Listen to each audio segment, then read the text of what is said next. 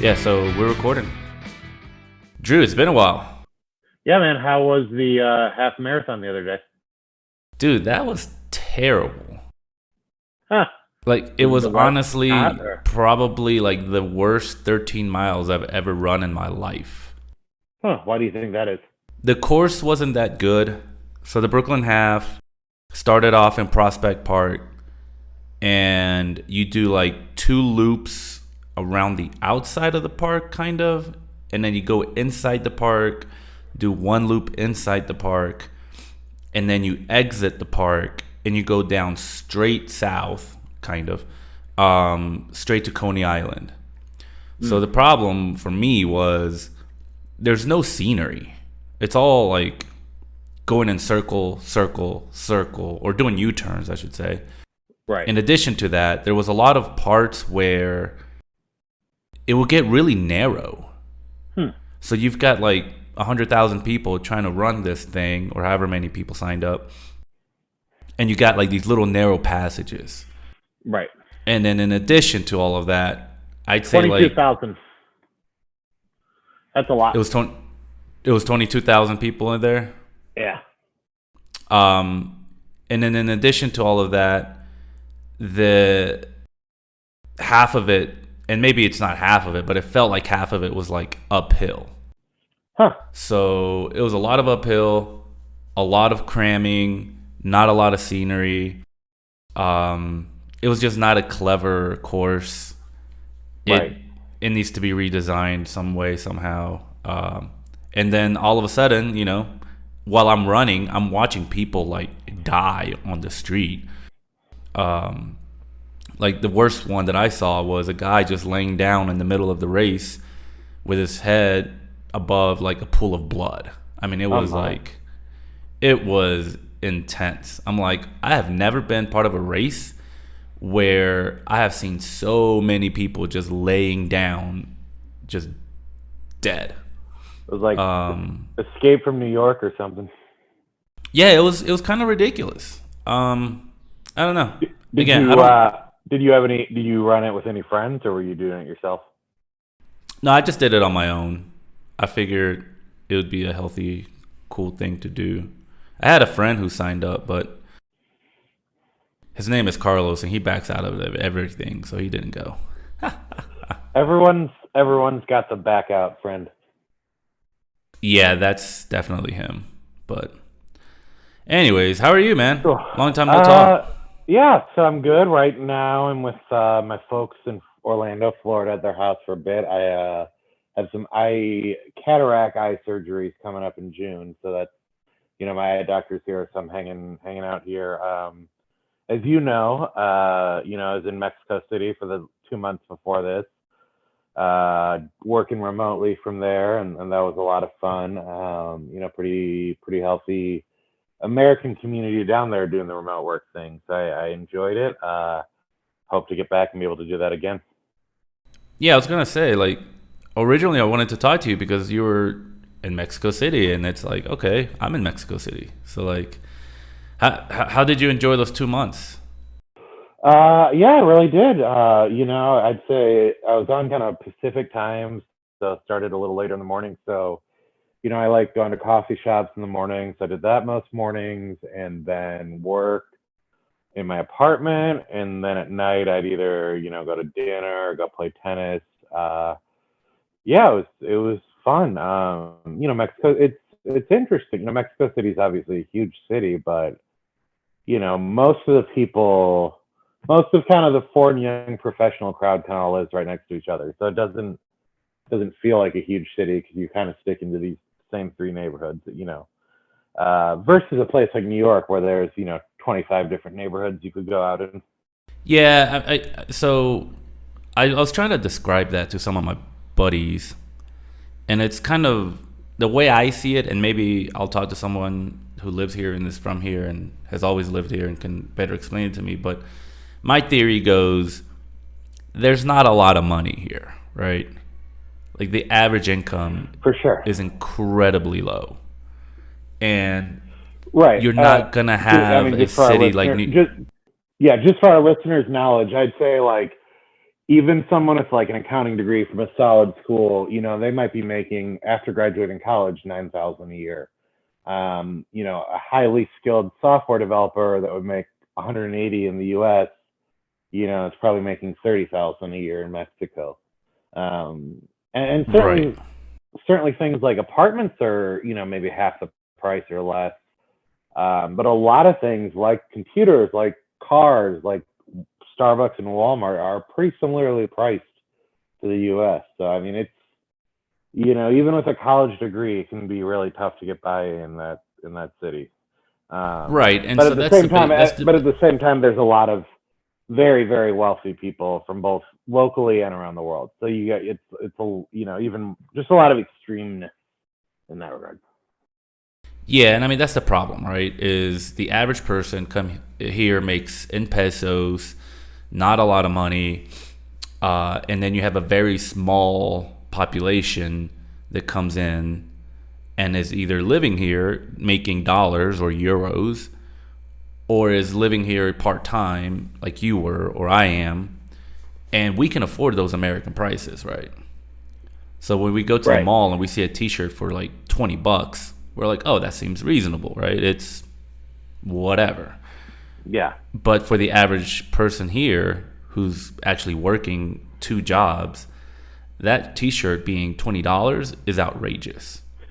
Right. Right. So I mean, so you're so people know. I mean, if again, I'm saying that 9,000 a year is for a college graduate. It's obviously far less for someone that I don't know, construction worker in the city or whatever. But even if you look at that 9,000, let's do some quick math. That's basically about $500 a month after taxes and whatnot. Yeah, so it's just certainly for people in their 20s, it's a rough place, as are most countries on Earth. Though it's Right. more That's the it. norm than the exception. Right. Right. No. Yeah. It's not like it's just a unique Mexico problem, but most Right. countries that are developing have that problem because Right. a vast majority of your population is poor. Yet you're having investment from the United States or other European countries, and those prices are not going to go down. They're not Right. going And to. Nike's not going to come sell shoes at half the price just because the population's poor. right. People don't understand that. Yeah. Yeah. I mean, like I said, rent was cheaper. Restaurants are certainly a little cheaper. But if I want to go to the official NBA store in Mexico City, right in Polanco, those prices are the exact same. $200 for the fancy jersey. So I mean, that's what makes Mexico City unique compared to other developing countries is, just a lot of very high end wealth that other, poorer countries wouldn't have. A real lot of, higher end wealth. So that's to me what makes it unique. Now, if I remember right, this isn't your first time living in Mexico, right? Right, lived there a decade ago for grad school. This is kind of, I mean, it was again, being there now on a professional salary. It's so many things almost seem virtually, very very cheap.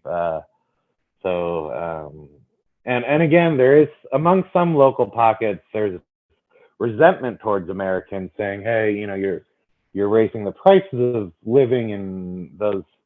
There's three main neighborhoods that the foreign yuppie crowd lives in. Polanco, Roma, and Condesa. And so again, there's definitely a faction that feels like they're raising prices.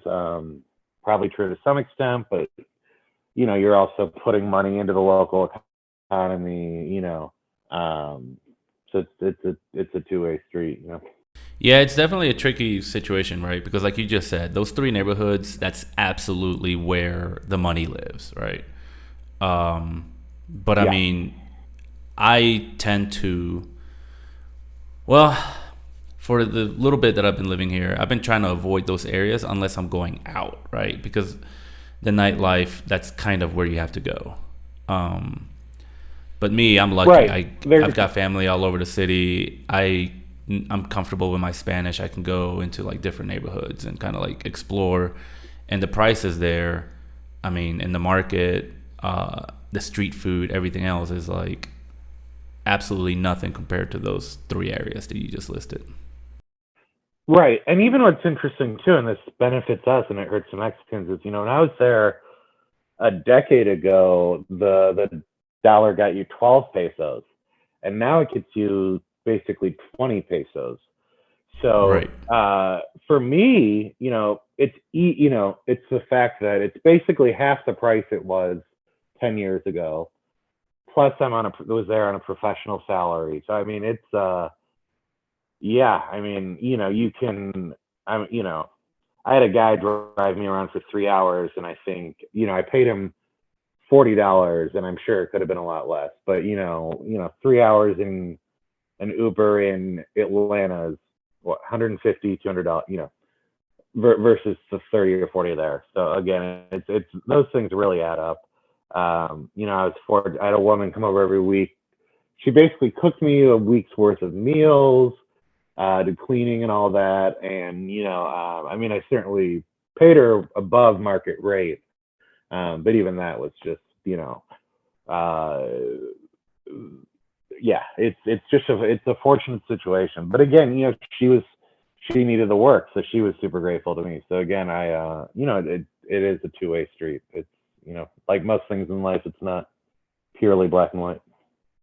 Oh yeah, I mean, I guess like you were saying, like whenever I do go out and grab a bite or grab a drink or whatever, I always make sure and tip extra, right? Right, and even some well off Mexicans, they're pretty can be 10% tip tops, and then so when Americans are throwing around 20-25% tips, they that even the well off Mexicans go bad at night times. There's a lot of culture clash in that regard. It's did you ever get sick eating the food here? I did. I had one very bad instance. Fortunately, my tennis club had a great nurse. She was able to give me what I need, the pills to kill the bacteria. Um, I think my advice would just be, you can get dehydrated really quickly. So I'd say just be cautious to people. If you start to get sick, go see a doctor, go see a nurse, because again, that dehydration, can be a major risk. Do you know where you got sick from? No idea. I mean, certainly it might have been a street food that, that's maybe my best guess. But I mean, I hear stories of people that only eat in high-end restaurants and they get sick. I mean, it's just roll the dice. Yeah, I remember in Peru, me and my ex went to Peru and we went to a couple cities, and I think it was like this third day we went to this, I guess, like Mediterranean slash Jerusalem slash something, I don't know, some sort of weird restaurant, and it was pretty like nice for like the area, right? Like we weren't going cheap and we weren't eating on the street, at least not that much. And that's the place that got her sick. Yeah, yeah. I You mean, just I think never know. right. The general rule I'd say is, just if look where their crowds are. If their crowds are, you can kind of trust that in general, people don't get sick and go in there. That's probably the best way. Yeah, but it's a fun city. There's a lot of places to go out, a lot of good restaurants. You're a few hours drive or a 1 hour flight from a lot of beaches. The weather's pretty great year round. Again, the three neighborhoods where most of the social life is are all right next to each other. So again, Yep. it's a fun place. It's a vibrant. Here's what I think makes it special, and I don't know how long it'll last. There is no other city on earth with as vibrant of a nightlife and arts culture where the cost of living is so cheap. Mm. Period. I don't. You look at, sure, like Copenhagen, Denmark's awesome. Oslo, Norway is awesome. Insanely expensive. Tokyo, London, Paris, Madrid, all awesome, but all far more expensive than the U.S. Vancouver, Seattle. uh, Seoul, Korea. I mean, tiny apartments there in Seoul in a very crowded city. So, I'd say Mexico's cities kind of equally as fun as all those cities, at just a considerable, third of the price or less compared to living in Tokyo or something like that. Combine that with the fact it's, kind of, it's interesting. It's centrally located between several U.S. cities, several South American cities, direct flights from Asia, direct flights from Europe. It's kind of right in the middle of a lot of major global cities. So, yeah, it's again, if you're making 40,000 a year and you can live in New York City or Mexico City, I'd say take that 40,000 and go to Mexico City. You're gonna it's just the fact you're gonna be much more comfortable with that salary in Mexico City than in any major American city. Yeah, that's part of the reason that I'm here. It's like my lease ran out, and I was like, you know what? My friend Jess, I had her on the podcast a couple episodes ago. Yeah. She lived in Mexico for like 6 months, and she like had a blast. And I'm thinking, all right, you know what? My lease is running out. Why not go out and just kind of live somewhere else, right? Right. Especially when it's as cheap as it is here. Like, not this past weekend, but 2 weekends ago, went to a club with like a couple of people that I met, and we got bottle service and everything else, and it was like literally like $95. Like right. that same bottle of tequila 600 in New York 400. City, yeah, you're looking at $1,000, right? Right.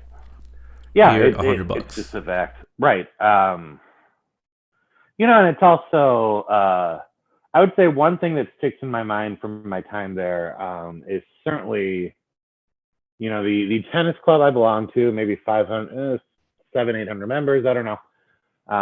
Certainly very, very white. A lot of Mexicans of Spanish, lighter skinned heritage.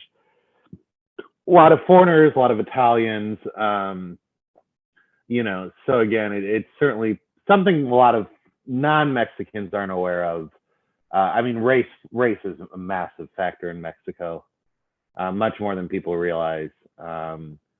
But it fascinated me to no end. You could see, I talk about the extremes of Mexico. A movie like Y Tu Mamá También does a wonderful job of showing those extremes. But it was so fascinating to me. Every afternoon at the tennis club after school, you'd have these dark-skinned indigenous nannies, watching these very light-skinned 6-year-old Mexican kids. It was just a very, the story of historical racism and all that, summed up in one little, interaction there. It was a very fascinating to see that clash, first thing. And that's, the movie Roma, which came out a few years ago, that's really what that, movie was about. That, the clashes between the indigenous people in Mexico and the way they're kind of, working many low wage jobs for the lighter skinned people.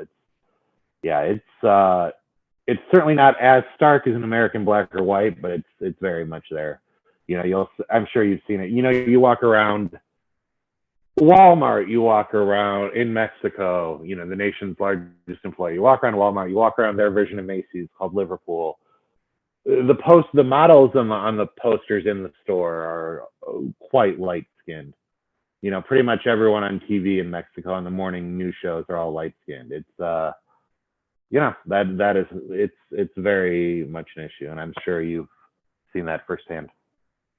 No, for sure. Like, that's a crazy thing, right? In the historical context here in Mexico, there was a system, right? I don't know if the proper term is casting system, but basically, if you were straight up from Spain, born in Spain, lived in Mexico, you were like upper class, like right. Automatically. Right. If you were mixed, then you're like semi lower class. No. If you were directly born in Mexico, but both your parents were Spanish, then you were like a tier below. If you were born in Mexico, but you have a mixed background of Spanish and Mexican, then you're a tier below. And if you're only indigenous and you have no quote unquote Spanish blood, then you're at the bottom. And that's how Right. it was for the longest time, right? And so, yeah, it's crazy because I even met a guy last week or 2 weeks ago, and he's got like an awesome job. He's a consultant working for one of the big banks here in Mexico. Crazy young, making good money, right? And by good money, I mean, like you were saying, maybe 20,000 a year. But I mean, Right. that's good Right. money, right? Right. And Livable he was money. just, yeah, and he looks like, a shorter, more indigenous, darker skin, darker hair type of look, right? Uh, And he was telling me about how many times he'll go into a restaurant and they'll serve him poorly. They don't think he has money. They kind of ignore him, whatever. And yet he's the one probably who's making more money than half of the people in there, right? Or most right. people in there. Sure. And Absolutely. he's just shared those like experiences with me, and I'm like, yo, like, it's crazy to think that in America they're like, oh, we need to like, I don't know, we just don't acknowledge at how much racism is out there in this entire planet, right? Absolutely. Yeah. I know. In general, like Japanese people are definitely looked down on. Like if it's someone with a Korean last name, and but they're lived in Japan their whole life, they get treated poorly, even if their Japanese is flawless. Yeah, it's multifaceted, and even one thing among all racial classes among all economic classes in Mexico, it's still very common to make, especially about foreigners, to reference their race and skin. Like if a Chinese person comes in, they'll say, "Hey, Chinese guy, how's it going?" And do a karate joke or something. So that, and again, I don't think their intent is harmful. I think it's, they're just trying to get laughs. But stuff that would never fly in modern America, for most of contemporary America, definitely you hear it a lot more in Mexico. That sort of joking, it's Right. discussed more. No, yeah, And I've certainly heard some Asian people that come to Mexico and get really upset by that. no, it's so funny you say that because last time I was in Mexico for a while, when was it? Not last time, but when I went to go visit Jess in Cozumel, I stayed there for like a week or so or whatever it was, and we were actually laughing because we were talking about how in America everyone is trying to be like very PC now, Uh-huh. which is fine, whatever. Like everyone to each their own, right? Just don't be offensive to anybody on purpose. Is Exactly. is my is my general rule, right? Like Right. if there's a joke, say the joke. But if somebody says, "Hey, I'm uncomfortable with those types of jokes," be respectful and say, "Okay, around you, I will not say those jokes," right? Because around other people, they might find it hilarious, right? So Right. to each their own, be respectful. I'm all for that. But man, in Mexico, it is quite the opposite. Like here, it's say what you say, mean it, and everyone just kind of understands that it's, I don't know, part of the culture of just saying what you want to say. Yeah. Yeah. And And it's not necessarily offensive, right? Like you can always tell when someone's trying to be offensive. right. It's Um, it's more frequent, but I don't think I'm not saying offensive or not is in the eye of the beholder, but I do believe the intent is rarely offensive. right, right. That's why it's like, all right, like when I was here, me and Jess were laughing because we were like, man, like the comments that the guys make, right? The way, like, literally, if you're a lighter skin, they'll call you güero, no? So it's like they call you out for being lighter skin. Like, Right. again, it's not because they're saying that it's bad, but it's just a way of reference, like referencing somebody, right? Yeah. So if you are Chinese, they'll be like, "Hey, el chino," no? Like that's just a normal thing. Right. And of course, to them, someone from Thailand is Chino. Right, right. But exactly. But it just kind of reminds me of like when I was younger and growing up in Kentucky or North Carolina, and they'd be like, Pablo, oh, he's Mexican, and they would point to another kid and be like, oh, he's Mexican. They're all Mexican, right? And it's like, for me, I was just like, that's fine. I don't give a shit. Like, whether I was Honduran, Taiwanese, whatever, somebody calls me Mexican, who cares? But that's just me, right? Like, me personally, I don't care what people call me.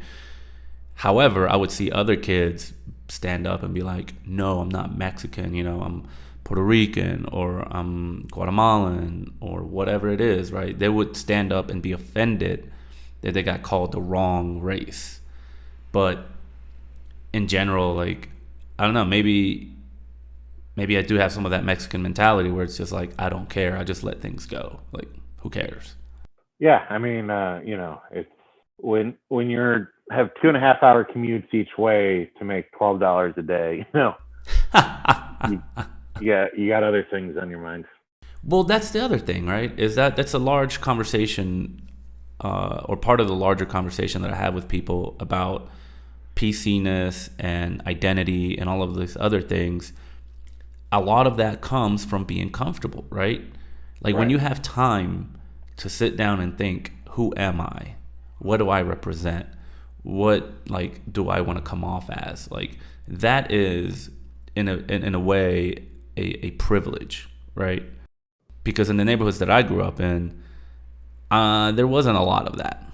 Right. It was, all right, cool. Do we have food? Do we have shelter? Can we make it to school? Stuff like that. Like, Yeah. those were the concerns. The concern was not, I'm bored at the gym or at home playing video games or whatever. I don't know.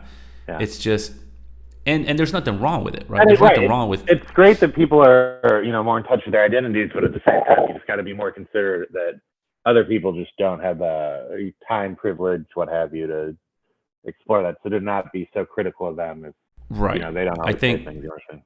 that's the thing that I always go for is everybody just be respectful, be happy.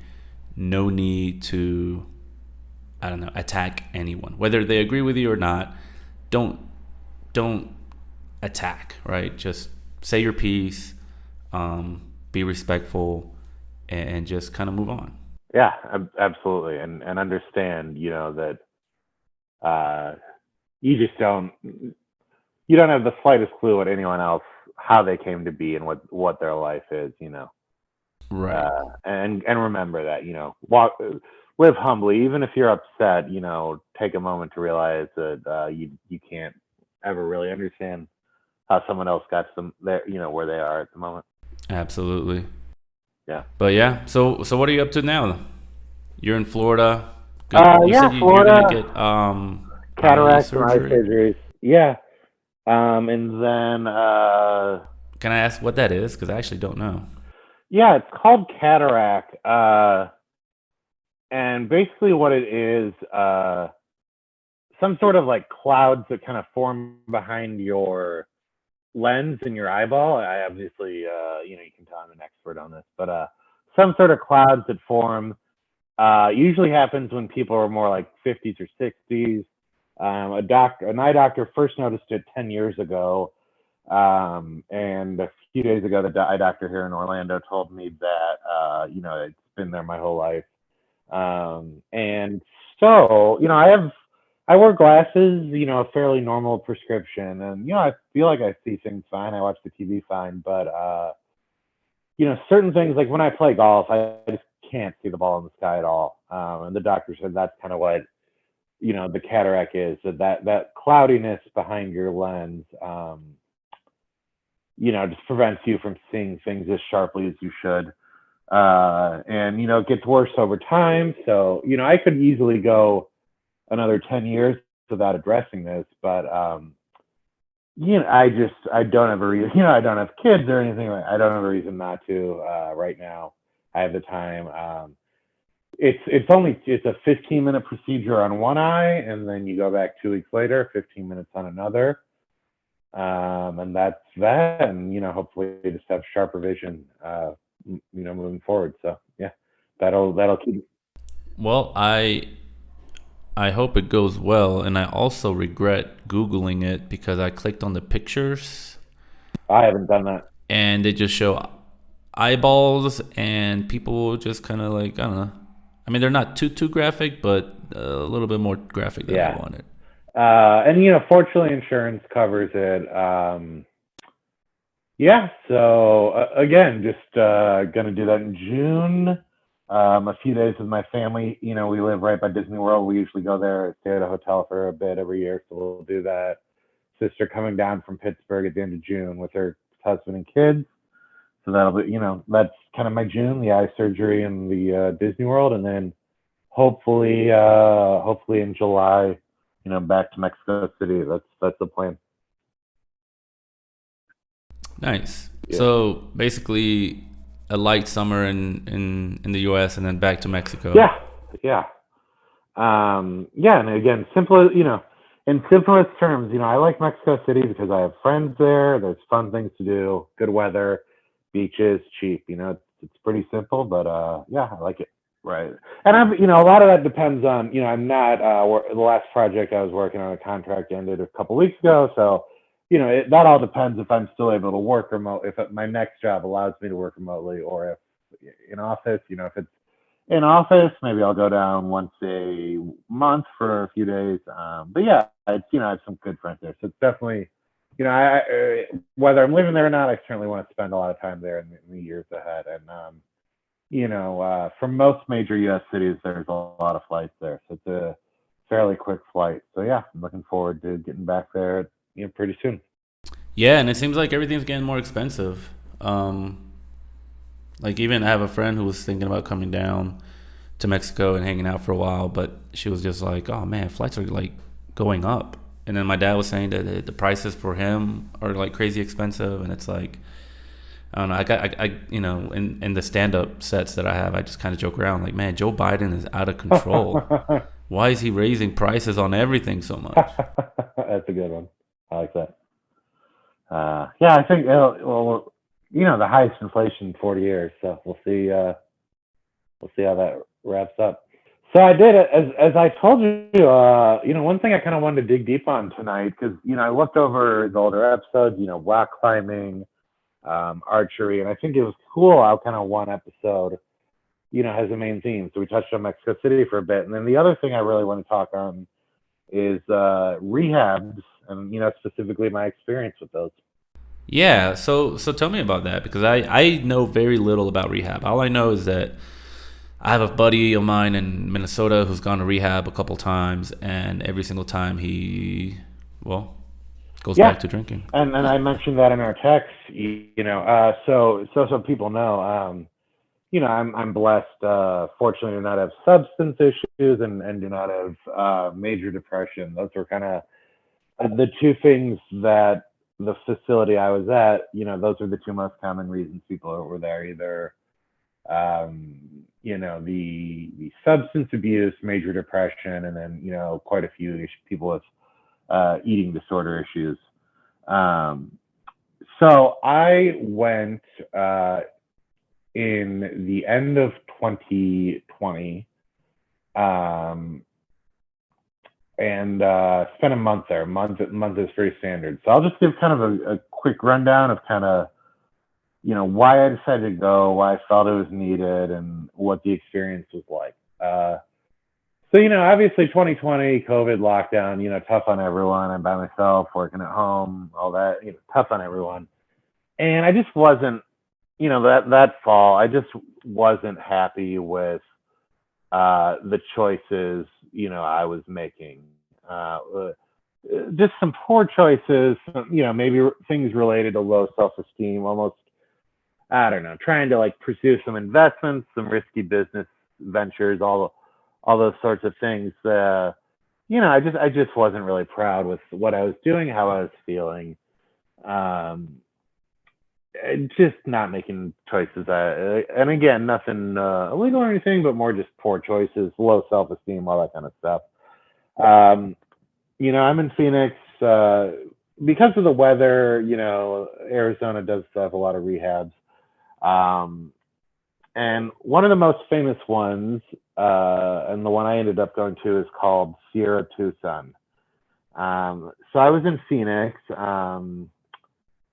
Sierra Tucson, a lot of celebrities have gone there over the years. I'd say the general setup is it's basically three lodges with each lodge about 30 people each. Um, there's a men's lodge, a women's lodge, and then a co-ed lodge. I'd say about 60% of the people there, 50 to 60%, are in their 20s. Certainly, uh, yeah, so quite a lot of younger people, kind of, and again, those pretty heavy, drug use, those sorts of things.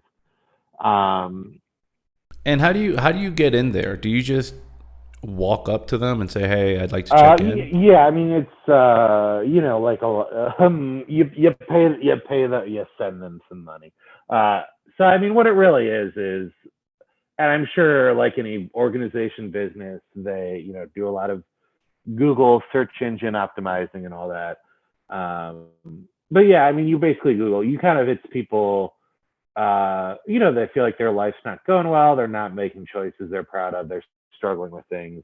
And that's where I was. Just felt like I was kind of going in circles, making poor choices, like I said. So, talk to a friend who'd kind of worked in the real estate side of the rehab industry. He spoke very highly um, of Sierra Tucson. He tried to get some staff members from there to work at his facility in the Midwest. I was in Phoenix. It was just down the road, an hour or two in Tucson. So that made it easier. Um, yeah. So I mean, called on like a Wednesday or Thursday, um, and they basically, they give you like a 30-minute interview to see if it would be a good fit.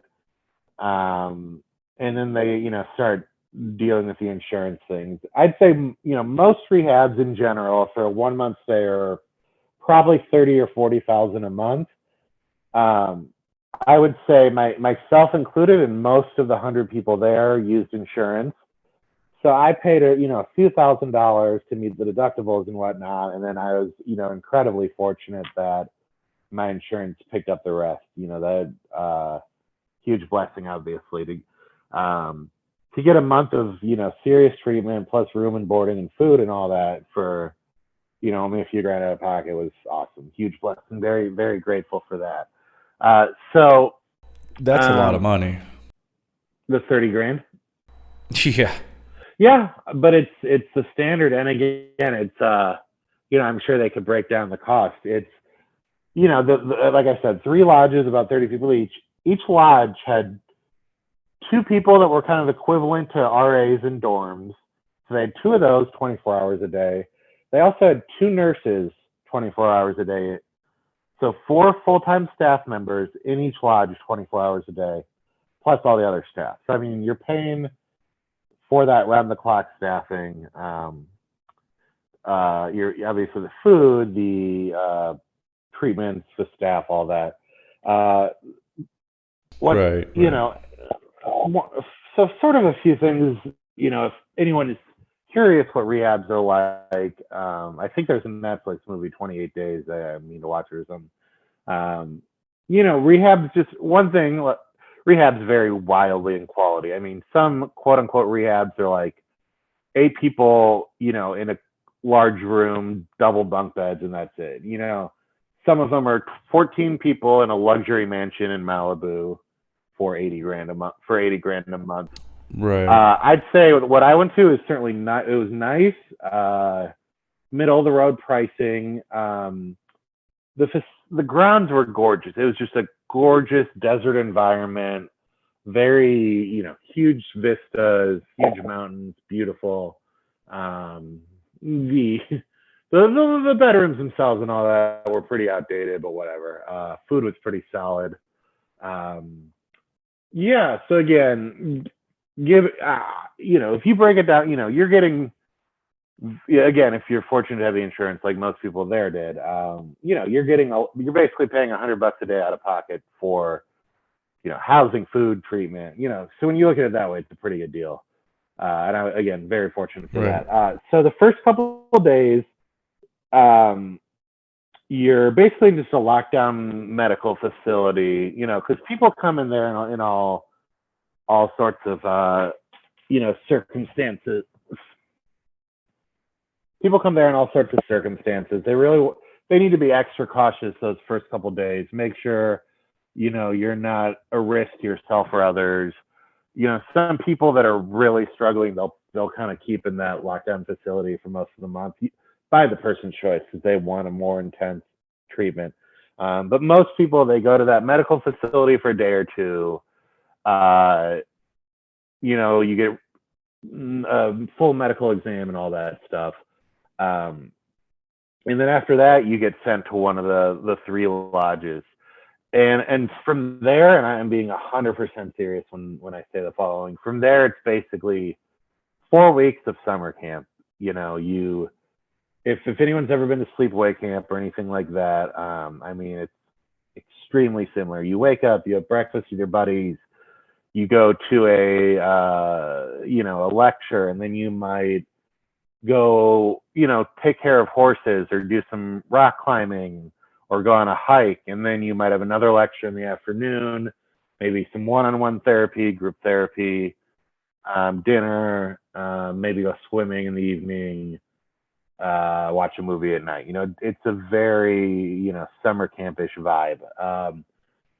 And the thing is, though, Would you say that that part of the overall goal there is to kind of just unwind and distract? absolutely, I say what, and yeah, you're right. And I think more than anything, the benefit of rehab to me is a chance to just cool off, take a break, be surrounded by people that love and care for you, both your fellow patients and the staff. It's the people that come in there, they come in there in tough spots, and it can obviously be hard to have a clear head. Rehab's, and I think this is so important, rehab is not going to cure anything. Rehab is going to start you on the right path. And that's, you have to know that. And again, if you come in and you're addicted to drugs and your life's a mess and all that, it's almost impossible to have that clarity. You kind of realize it by the end of the month. But it's not about curing anything. And that's like your buddy, that's gone several times and then goes out and drinks again. If you think rehab will cure you, it's just an unrealistic expectation that 25, 40 years of certain ways of thinking and patterns are going to be solved in 4 weeks. And it's also Right. extremely easy to get a rehab, pardon the pun, but a rehab high where by the end of those 4 weeks, you're so happy, you're feeling great, you don't have any desire to use or engage in unhealthy behaviors.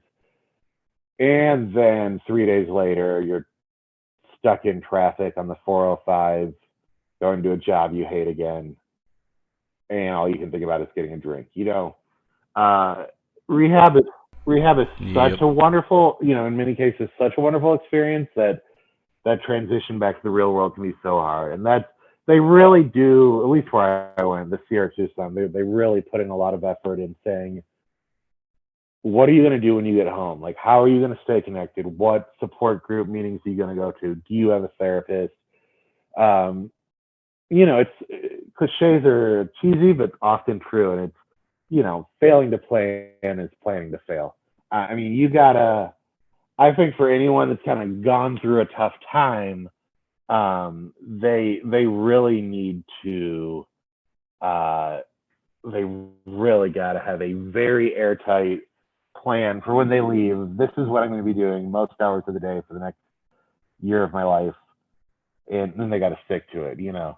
Um, for people like probably most substance addicts, addiction's ultimately a disease of isolation. It comes along when you rather than reaching out to others and seeking help from others, you just try to solve things on your own. Yeah, and something that I also see a lot is when you're comfortable, right? So again, going back to the whole PC, type of mentality of, the lower income you are, the less you're concerned about it, more than likely. Um, Same thing with a lot of these rehab centers and people that are struggling is they might stay busy, but they're not fighting for survival, right? It's not like they have to have 2, 3, 4 jobs to like pay the rent and eat food, right? Most of these people have good insurance. have some sort of privilege where they kind of sit down and they get Right. bored, or they develop a bad habit in school, or they get introduced into a different way of thinking at work or friends or whatever it is, and it spirals out of control. Um, Again, not to say that that doesn't happen to lower income people, because it does, but it's just more prominent and like better off human Absolutely. beings. Yeah. I totally agree with that. Um, but But like, how do you maintain that, right? Because like, as you were saying that, I've known people that have struggled, whether it's substance abuse or emotional struggles. And something that I seem to see work is when they have things to do, right? Different activities, different friendships, different sources of entertainment, different hobbies, different, goals. And and what you just described to me as that summer camp of, okay, cool, yeah, you come in and then you get 3-4 weeks of petting horses, rock climbing, swimming, checking out these new things. It would the solution a lot of the times be, okay, cool, this is what you just experienced, you're going to go back into the real world, right? You're going to have to go back to work. However, go and seek out a gym membership, go seek out a club for rock climbing, go seek out a hiking group, go seek out whatever. Would that be a big part of kind of like solving some of these issues, do you yeah, and, think? and all those things are right. But it's great that you didn't say go hiking. You said go seek a hiking group. Again, I think the people that really stay Mm, successful on staying sober from drugs, or certainly the drugs and alcohol, the people that are most successful, I find, are the people that just what I've seen, are the people who spend a lot of time calling their friends every day. Hey, how's it going, man? Just want to see how you're doing. Or go volunteer every week for 2 years at the soup kitchen. And I think right. it's, of course, it's way more complicated, but I think in Right. simplest terms, like the number one treatment for addiction is like positive behaviors with other people. You just you Yep. you got to do so many of them, and again, it's not 2 months, it's 2, 3, 4 years of it. You got to basically change your actions so that, like, drugs and alcohol, they might occasionally pop in your head, but if you're so busy doing all those healthy things, they're not gonna pop in your head nearly as much as they used to. It might never go away, but it can certainly, those urges, those temptations can get a lot less. Um, yeah. Right. And associating it healthy, right? Because I used to date someone a couple years ago, or 2 years ago maybe.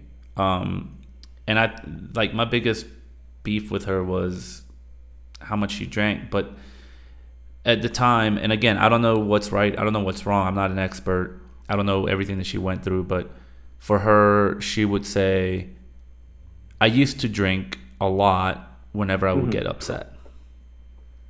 She's like, now I only drink when I'm happy. Right.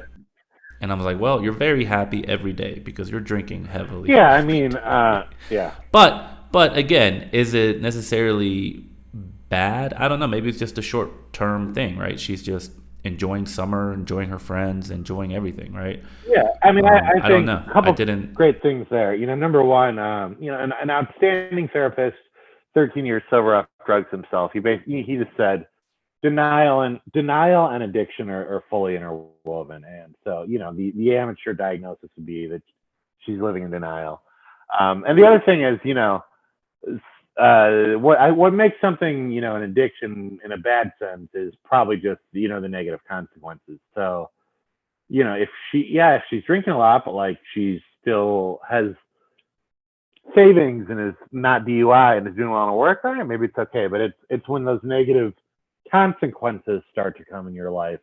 Someone I met there, degrees from the finest universities in the world, an outstanding job, mid 30s, married, and she had recently gotten a DUI. This was just not. totally out of character, but it was the the disease had caught up to her by that point.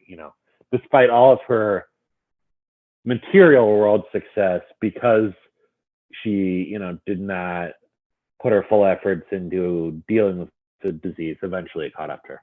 Yeah, and that's the other thing, right? Is in that moment, do you understand? Like, nobody understands what you're going through but you, right? So communication is always important, and then also just the pattern, right? Like, okay, you don't. I'm a social drinker, so if I'm not around people, I'm not drinking, right? Like, I don't know. I struggle to drink by myself. Yeah, and that's It's just, like whenever you and I I have don't know. gone out, it was always just like a few beers, a few hours, and then we call it a night. Nothing crazy. Right, Yeah, and that's not. But right. again, it's just But because of biology and genetics, it's just not possible for everyone. Yeah, yeah, it's just, I don't know. I yeah. think. How would you recommend, like? So you went through the rehab.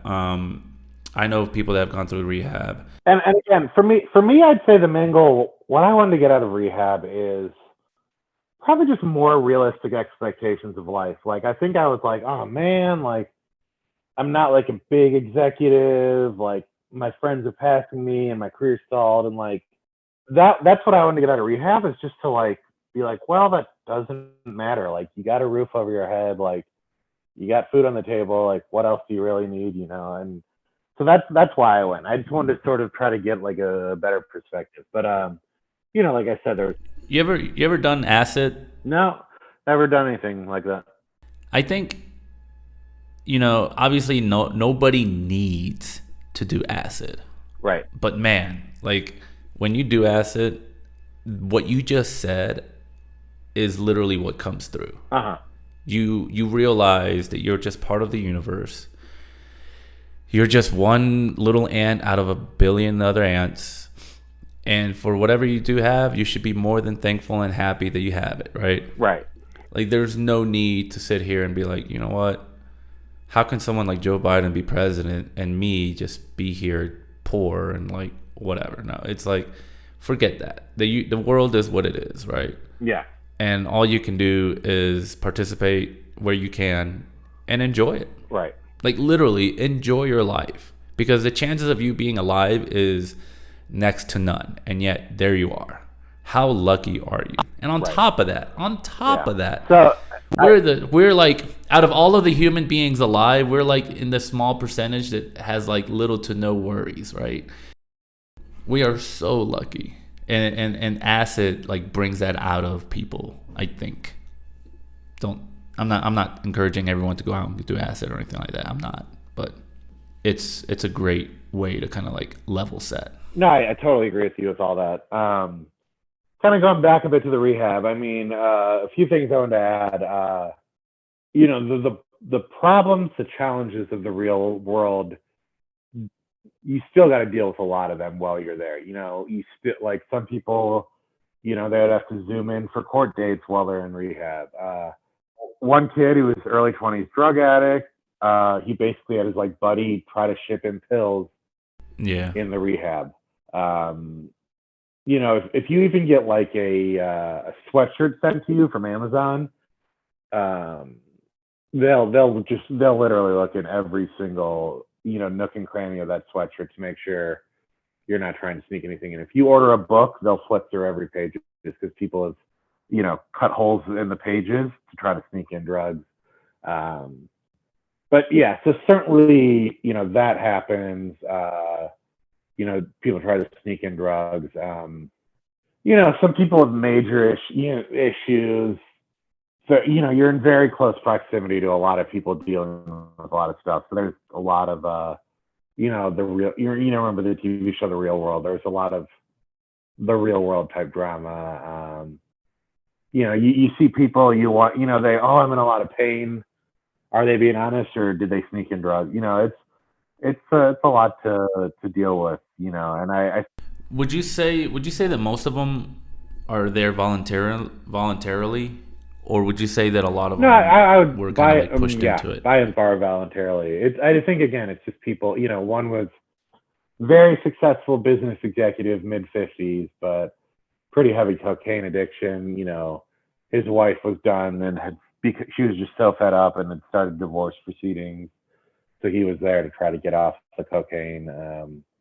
Yeah, it's, successful business executive with a major drinking problem, but yeah, it's, the biggest problem with addiction is if someone says in one instance, I want to get sober, I want to stop using, I genuinely think they're telling the truth in that moment. But the problem is because you say, I don't want to drink, and even if you're telling the truth Tuesday at 3 p.m., Wednesday at 10 a.m., you could have a total 180 and all you can think about is drinking, even if you were being completely sincere the day before. And I think, so quickly, one key to staying sober is like the instant that thought pops in your head, oh, I want to drink, like you got to call 5 of your sober buddies and let them know the thought popped in your head. Because like, if you let that thought marinate, I'd say in general, it's like a 48-hour gap between like thinking about using and actually using. So the people that stay sober are the ones who, the instant that pops in their head, they're texting, they're on the phone, they're showing up to church basements, and they're being honest and saying, man, all I've thought about today is wanting to drink.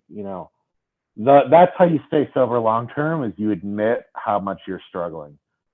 It's trying to hide it is a guaranteed recipe for failure. And it takes a lot of courage when you really want to drink. When you feel like you want to drink, it takes so much courage to tell that to sober people. So much courage. I completely agree. And I think that that's the second half of the success stories of people that have beaten diseases and addictions and all that good stuff is, one, staying busy, having a purpose, having hobbies and all that good stuff. Schedules. Right. And then two, the support system, right? Because if you're surrounded by a bunch of assholes who just encourage you to drink when you have a drinking problem, you're not going to survive. Right. I've said this a million times on this podcast, but I'm lucky because anything that I need to talk about or fight about or whatever, I have somebody to like talk to. I have like so many group chats that I just like, and honestly, like the closest thing, and I've, not to make light of addiction or anything like that. I'm not making light of it, but me personally, the thing that I've struggled the most with is like food, and like I'll want soda and pizza and tacos and all that good junk food. I want it all the time, dude. Like that's the closest thing that I can think of that I can honestly say that I'm like, I struggle. But literally telling my friends like, man, I need to like get a piece of pizza or something. They'll be like, man, you fat shit, like don't do it. And I'm like, all right, I won't do it. Just literally someone telling you don't do it will. A lot, yeah. It does. Of course, it doesn't guarantee everything, but it absolutely helps. Right. No, absolutely. Like today, I went and got Wendy's, and I got French fries, and I got a drink, big fat juicy greasy burger, and I was like, all right, you know what? I'm not gonna do that again. Right? Like I acknowledge what I just did. Yeah. I'm gonna try not to do it again. But I stay busy. I have a lot of friends, so my chances of becoming, ill to the point where I need to seek out help is lower, as opposed to those who may not have a lot of friends, may not stay busy. They're the ones who are like in greater danger. But yeah, it does take courage to kind of like come out and just say, hey, you know what? I feel like doing cocaine today. And people would be like, you know what? Maybe you shouldn't. And again, I mentioned schedules a few times. If you have if you write down, I'm going to text my best buddy at 10 a.m. tomorrow, you're way more likely to do that than if you just say, oh yeah, I'll reach out at some point. So it's those little things can make a world of difference. Simply writing down, text Bob at 10 a.m. tomorrow. Absolutely. Not only that, but I've known people that write down like a recap of their day and what they thought was a good part of their day. Yeah.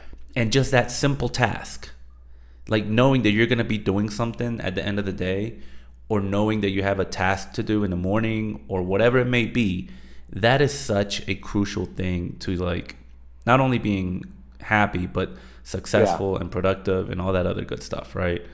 It's it's crazy. The Yeah. human mind is just No, I agree. So, crazy. yeah, I mean, if again, and if anyone has any questions about rehab, they can, and they've connected with you, connected with me. That's cool, great. But I guess one thing I want to say is like they can be very helpful, but it's just the first step. Like you got to know they're not going to solve all your Yep. problems.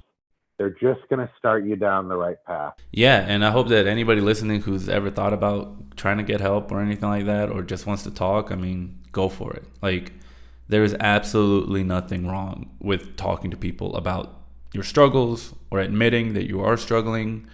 Um, yeah, just talk to your friends, talk to your family, or talk. I mean, there are hotlines out there, I'm pretty sure, especially in New York, Yeah.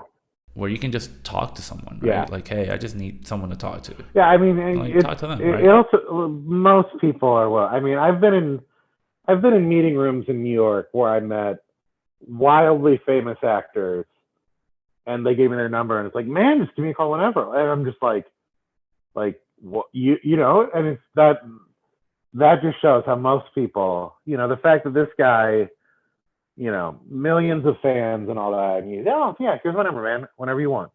That just says a lot about that most people are willing to help. Oh, absolutely. And that's the other thing, right? Is a lot of people don't think that their friends are quote unquote qualified, or they don't want to bug them, or whatever it may be, to help, right? Like, oh, is my buddy Joe over here an alcoholic expert or a depression expert or whatever? No. But that doesn't Right. mean that they can't listen. That doesn't mean that they can't, like, empathize and say, hey, you know Right. what? Like, maybe you should go get help. Or, hey, have you thought about doing this? Or maybe they have gone through something similar, right? I love that phrase. Have you thought about? Nobody wants to be told what to do. No one even really likes being recommended what to do. But what works is those open-ended questions, like, have you considered this? Have you looked into this? I've heard some people benefited from this. That passive language lands a lot softer than saying, you know, get your ass Oh, on the yeah. treadmill right Yeah. now. Uh, by saying things like, man, like I always feel great after lifting weights. Want to go lift weights with me tomorrow? That's passive. It's not saying you need to go lift weights. It's saying, man, I'd love if you would join me to lift weights. And those little, by being more gentle, it can make a big difference. Completely agree. Except when I talk to my friend Carlos. I hate that man, so I tell him as rough as I can what to do, but it doesn't seem to work. But it's all right. It's all right. Yeah. And I think one thing and this is so important to know, you cannot, if you have a loved one that's drugs or, so, gambling, whatever, there's just nothing you can do on your own to get them to change. All you can do is let them know, if you want to get help, I'll help you get what you need. But that's all you can do, and you can say it upsets me. I wish you would do this, but past that, you're not going to get anyone to do anything they don't Right. want to do. And you're gonna drive yourself. And I sense that you care about your friend in Minnesota, but you sort of seem to know, like, it's his choice. Like, you're there for him, but there is nothing that Pablo can do that'll get that guy to Absolutely. stop drinking. All Pablo can do to help that guy is to be present and be a lending ear. And anything other than that is entirely on that guy's. Yeah, I mean, I literally saw him a couple months ago, or maybe weeks ago, and yeah, I mean, I told him, I was like, "Hey, dude, I love you. It hurts me to see you like this. I think you need help. I don't know what I can do other than be here to support you. Here's what I'm seeing. I'm seeing that you are doing this, this, and this that is not healthy. You think X, X, and X that's also not healthy, and I know for a fact that you love this other person and this other human being, and if you really care about them, then you want to be around for as long as possible. So, my personal opinion, I believe you should probably get help. I can't force you to get help, but I have your back. If you need anything, if you need to escape and come to New York, come to Mexico, wherever I am, if you need a place to go, I'm here. That's all I can do, right? Right. And what's great is that you use language there that it's all about, this is what I see, this is what I think. But it was never, this is what you must do. This is what you need to do. It was all about you. You were simply sharing, how you were seeing things. And again, it's great to do that. It's empowering, but and it can be helpful. It really can be helpful to share what you feel, but At the end of the day, it's on him. um, that's all that can happen. That's all you just. And so many people, it's devastating. They spend 25 years of their life trying to get their husband to stop drinking, and they're miserable for 25 years because that's the only. They basically spend all their mental energy for 25 years trying to get someone else Right. to stop drinking. It's a fool's errand. I agree. Thank you again for Yeah, making time. I truly appreciate it, and thank you for sharing, man. I that it's important to kind of like acknowledge everything that goes on in life. yeah. So if anyone's listening and is curious about rehab treatment, I've been around those things a decent amount. So if anyone wants to reach out to me, Pablo's got my info, and I'll gladly speak to you about that. Awesome. Well, Drew, again, thank you and take care, man. Take care. Bye.